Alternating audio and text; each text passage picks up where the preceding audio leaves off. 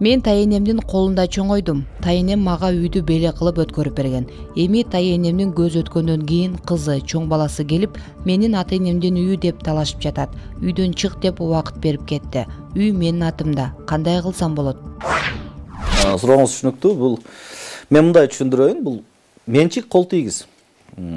Ар бир менчик ээси өзүнүн мүлкүн өзү каалагандай пайдаланат.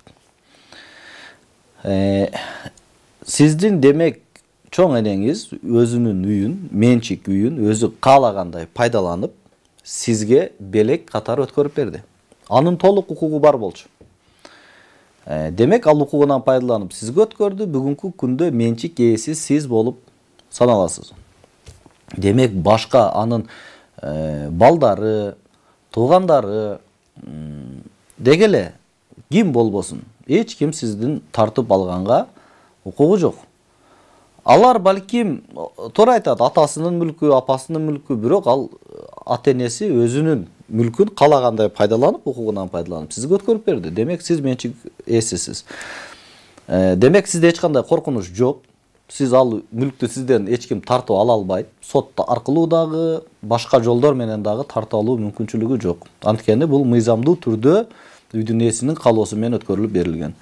Эгерде кандайдыр бир коркунуч жаралып жаткан болсо, алар сизге келип, күчкө салып дейбизби, мындай чык үйдөн, биз бул биздин үйүбүз деп эгерде ушундай жол менен, орой жол менен талашып жаткан болсо, анда сиз милицияга арыз бериңиз.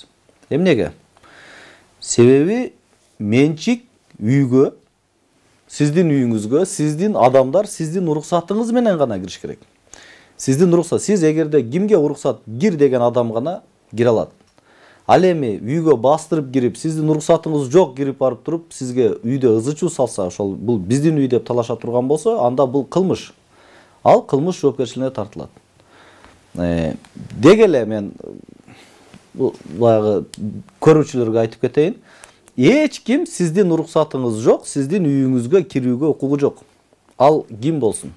Сиздин үйүңүзгө киргенге соттун чечими менен гана жол берилет. Ал дагы баягы тинтүүгө, ал дагы оор өзгөчө кылмыш жасаган адамдарга, ошол турак үйдүн ичинде кылмыштуу бир далил буюм бар деп эгерде шектенсе, ошол учурларда соттун чечими менен гана үйгө кирсе болот.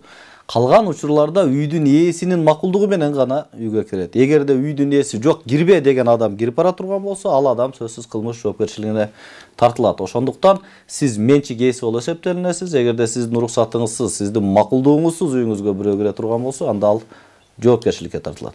Кыргыз Республикасынын турак жай кодекси 15-берене турак жайларга менчик укугу, жарандар, ошондой эле юридикалык жактар жеке менчигинде турак жайларга ээ болууга укуктуу. Жарандардын жана юридикалык жактардын менчигинде турган турак жайлардын саны чектелбейт.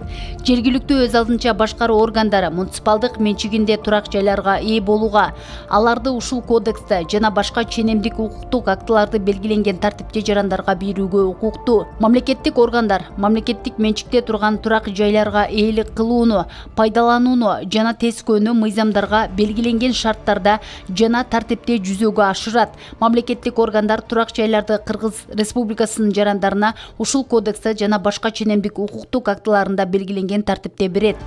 Кыргыз Республикасынын кылмыш жаза кодекси 194-берене турак жайдын кол тийбестигинин бузуу, адамдын жеке менчигинде же башка укугунда турган турак жайга же башка объекттерге анын эркине каршы мыйзамсыз кирүү 2 жылга чейинки мөөнөткө эркиндигинен ажыратууга жазаланат.